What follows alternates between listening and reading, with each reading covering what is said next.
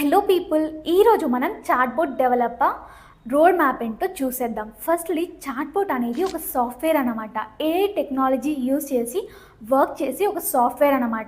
మనిషి ఏదైనా క్వశ్చన్ అడిగితే మెషిన్ రిప్లై ఇస్తుంది. అండ్ న్యాచురల్ లాంగ్వేజ్ ప్రాసెసింగ్ ఇంజనీర్స్ని చాట్బోట్ డెవలపర్స్ అని కూడా అంటాం.